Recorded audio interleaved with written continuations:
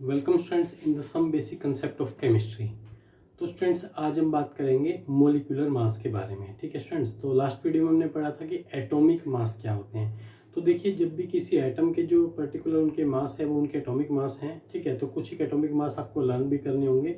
तो इस वीडियो के लास्ट में मैं आपको कुछ एक एटॉमिक मास जो है नोट करवा दूंगा। ठीक है, तो अभी हम मोलिकुलर मास समझते हैं कि क्या है। ठीक है, तो देखिए एटम से मिलकर के क्या बनता है, मोलिक्यूल बनता है। ठीक है, तो एटम का अगर हमें एटॉमिक मास पता है तो हम मोलिक्यूल का मोलिकुलर मास निकाल सकते हैं। ठीक है स्टूडेंट्स, तो कुछ एटम्स जो जिनके आपको एटॉमिक मास लर्न करने हैं वो आपको मैं नोट करवा दूंगा। तो स्टूडेंट्स ध्यान दीजिए। तो सबसे पहला क्वेश्चन हमारा ये है, calculate the molecular mass of the sulphuric acid. तो स्टूडेंट्स जैसे कि हम जानते हैं सल्फ्यूरिक एसिड का फॉर्मूला होता है H2SO4। ठीक है, तो H2SO4 का अपने मोलिकुलर मास निकालना है। तो मोलिकुलर मास निकालने के लिए सबसे पहले आप ये देखिए कि इसके अंदर कितने एलिमेंट्स लगे हैं। ठीक है, तो यहाँ पर एक हाइड्रोजन के 2 एटम्स दिखाई दे रहे हैं, एक सल्फर का और 4 ऑक्सीजन के एटम्स हमें दिखाई दे रहे हैं। तो इसका मोलिकुलर मास निकालने के लिए आपको हाइड्रोजन का एटॉमिक मास पता होना जरूरी है, सल्फर का एटॉमिक मास पता होना जरूरी है और ऑक्सीजन का एटॉमिक मास पता होना जरूरी है।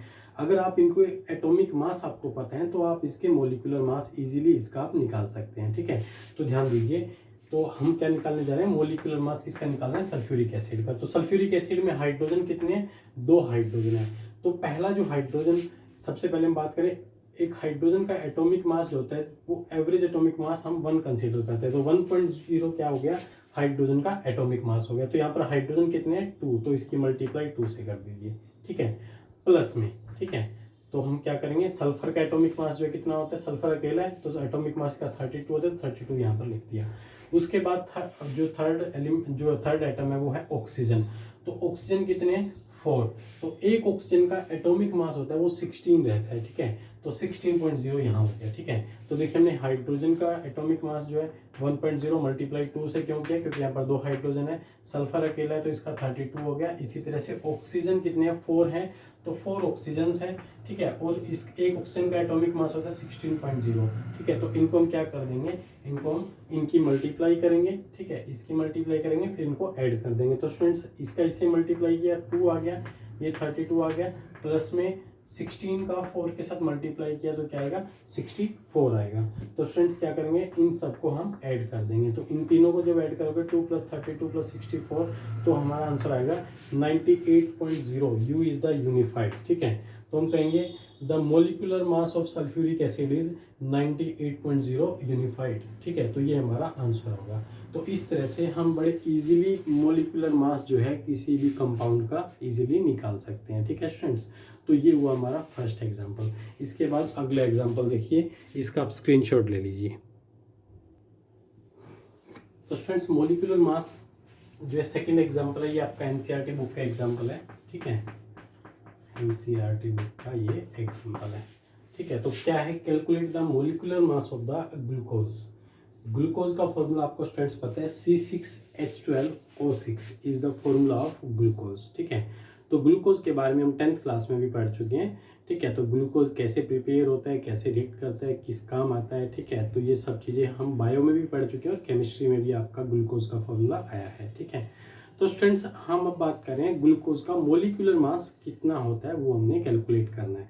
तो स्टूडेंट्स देखिए, जब मोलिकुलर मास हम कैलकुलेट करते हैं तो एक तो बिल्कुल एग्जैक्ट कैलकुलेट करना होता है, तो फिर हमें पॉइंट्स में एटॉमिक मास लेने होते हैं, जैसे कि 12.011 जो है कार्बन का लिया जाएगा। ठीक है, 1.0008 जो है हाइड्रोजन का लिया जाएगा। मतलब अगर हमने बिल्कुल एग्जैक्टली मोलिकुलर मास निकालना है तो वैल्यूज हमें ली जाएंगी पॉइंट्स में, लेकिन हम यहाँ पर जो है एवरेज मोलिकुलर मास जो है वो निकाल रहे हैं। ठीक है, तो हमारा नॉर्मली हम एवरेज मोलिकुलर मास ही निकालते हैं। ठीक है, तो वो कैसे कैलकुलेट करते हैं वो देखिएगा।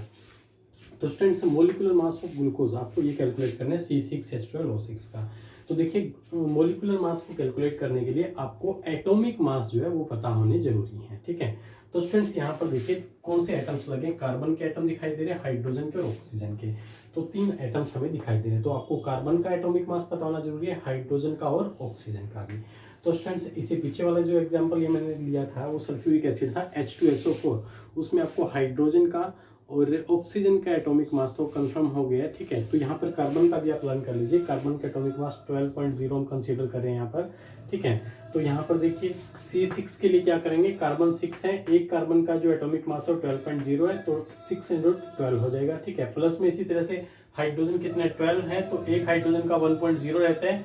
प्लस में इसी तरह से ऑक्सीजन का कितना है, ऑक्सीजन का एटॉमिक मास है 16.0, तो ऑक्सीजन टोटल है कितने 6 ऑक्सीजन है। तो स्टूडेंट्स यहाँ पर क्या करेंगे, इसे कैलकुलेट कर देंगे। 12 6 से कितने हो जाएंगे 72, 12 का 1 से मल्टीप्लाई 12 हो गया, 16 का 6 से हो गया 96, ठीक है। तो इसको आप ऐड कर दीजिए, आपका आंसर आ जाएगा 180U। 180U is the 180 unified mass of the molecular mass of the glucose. तो इस तरह से आप इसको कैलकुलेट कर सकते हैं, ठीक है स्टूडेंट्स। तो इसका आप स्क्रीनशॉट ले लीजिए, ठीक है। इसके बाद मैं आपको बताऊंगा मोलिकुलर मास होता है। इसके बाद एक छोटा सा टॉपिक और है, वो भी मास से रिलेटेड है, ठीक है। उसको हम बोलते हैं फॉर्मूला मास, ठीक है। तो फॉर्मूला मास जो है आयोनिक कंपाउंड्स का कैलकुलेट करते हैं, ठीक है। तो देखिए ग्लूकोज कोई आयोनिक कंपाउंड नहीं है। हम आयोनिक कंपाउंड्स का अगर हम मास निकालेंगे तो उसे मोलिकुलर मास नहीं कहेंगे, उसे हम कहेंगे उसका फॉर्मूला मास, ठीक है। तो फॉर्मूला मास कैसे कैलकुलेट करते हैं, तरीका यही रहेगा, लेकिन जो है कंपाउंड्स चेंज हो जाएगा। वहां पर हम आयोनिक कंपाउंड जो है वो कंसीडर करेंगे, ठीक है। तो आप इसका स्क्रीनशॉट लीजिए। आगे शुरू करते हैं फॉर्मूला मास। तो स्टूडेंट्स मोलिकुलर मास के लिए हमने 2 एग्जांपल्स लिए हैं, ठीक है। The first one is the sulphuric acid and second one is the glucose. तो सल्फ्यूरिक एसिड और ग्लूकोज दोनों का हमने मोलिकुलर मास कैलकुलेट कर लिया। अब हम कैलकुलेट करेंगे फॉर्मूला मास। तो फॉर्मूला मास किनका निकाला जाता है, फॉर्मूला मास हम निकालते हैं जनरली आयोनिक कंपाउंड्स का। तो आयोनिक कंपाउंड्स क्या होते हैं, जब कोई मेटल किसी नॉन मेटल को अपना इलेक्ट्रॉन ट्रांसफर कर देती है, ठीक है, तो उससे क्या होता है कि उनके बीच में एक बॉन्ड बनता है जिसे हम आयोनिक कंपाउंड कहते हैं, ठीक है। तो आयोनिक बॉन्ड कहते हैं। तो वो जो फॉर्मेशन हुआ है कंपाउंड का, उन्हें हम आयोनिक कंपाउंड कहते हैं, ठीक है स्टूडेंट्स। तो आयोनिक कंपाउंड का एक बहुत अच्छा एग्जाम्पल है सोडियम क्लोराइड, ठीक है। सोडियम क्लोराइड का 3D स्ट्रक्चर्स होता है, ठीक है। तो इसका स्ट्रक्चर जो है वो भी नहीं बना रहे हैं, अभी हम आपको सोडियम क्लोराइड का फॉर्मेशन आपको फिर से याद दिलवा रहे हैं कि सोडियम के आउटरमोस्ट में 1 इलेक्ट्रॉन होता है और क्लोरीन के आउटरमोस्ट में 7 इलेक्ट्रॉन्स होते हैं। तो सोडियम यहाँ पर क्या है, मेटल है, और क्लोरीन क्या है यहाँ पर, नॉन मेटल है, ठीक है। तो देखिए सोडियम अपना ऑक्टेट पूरा करना चाहता है, तो सोडियम अपना ऑक्टेट पूरा करने के लिए अपने 8 इलेक्ट्रॉन पूरे करने चाहता है। तो अपने स्टूडेंट्स ये क्या करेगा, सोडियम अपना 1 इलेक्ट्रॉन जो है वो क्लोरीन को दे देगा, ठीक है। क्लोरीन इलेक्ट्रॉन लेने के बाद क्या हो जाएगा, यहाँ पर जो है ये इलेक्ट्रॉन इसका जाने के बाद यहाँ से इसके पास 8 इलेक्ट्रॉन जाएंगे, ये इलेक्ट्रॉन ले लेगा तो इसके पास 8 इलेक्ट्रॉन जो है पूरे हो जाएंगे, ठीक है। देखिए तो यहाँ पर क्या हुआ है, सोडियम ने अपना इलेक्ट्रॉन अगर इसको दिया तो इस पे चार्ज आ जाएगा पॉजिटिव और क्लोरीन पे चार्ज आ जाएगा नेगेटिव, ठीक है। तो देखिए इसने अपने इलेक्ट्रॉन इसको दिया, काम फारिग, ठीक है। लेकिन हुआ क्या, इन दोनों के ऊपर अपोजिट चार्ज आ गए। तो अपोजिट चार्ज आपस में क्या करते हैं, अट्रैक्शन करते हैं। तो अट्रैक्शन करेंगे तो क्या होगा, ये इस साइड अट्रैक्ट करेगा, ये इस साइड, तो इससे एक फॉर्मेशन होगा कंपाउंड का, that is NaCl।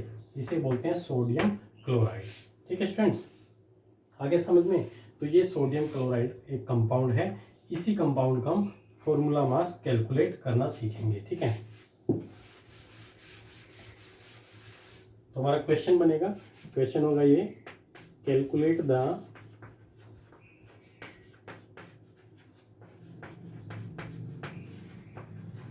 Formula mass of sodium chloride, ठीक है।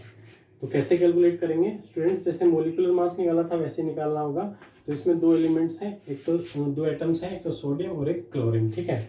तो सोडियम का एटॉमिक मास आपको पता होना जरूरी है और क्लोरीन का, ठीक है। तो सोडियम का एटॉमिक मास जो होता है वो होता है 23, ठीक है।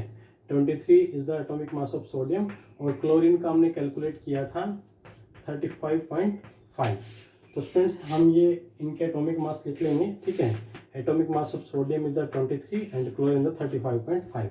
तो क्या करेंगे स्टूडेंट्स, इन दोनों को हम ऐड कर देंगे, ये भी यूनिफाइड होता है और ये भी यूनिफाइड, ठीक है। तो इन दोनों को ऐड कर देंगे, कितना हो जाएगा 58.5 यूनिफाइड मास, ठीक है। So this is the formula mass of sodium chloride. तो इस तरह से हम फॉर्मूला मास आयोनिक कंपाउंड्स के लिख सकते हैं। इस तरह से आप पोटाशियम क्लोराइड, ठीक है, एल्यूमिनियम क्लोराइड, किसी का भी आप फॉर्मूला मास जो है कैलकुलेट कर सकते हैं किसी भी आयनिक कंपाउंड का। ठीक है स्टूडेंट्स, तो ये हो गया हमारा फॉर्मूला मास और मोलिकुलर मास। ठीक है, आप इसका स्क्रीनशॉट लीजिए और अपनी नोटबुक में नोट कर लीजिए।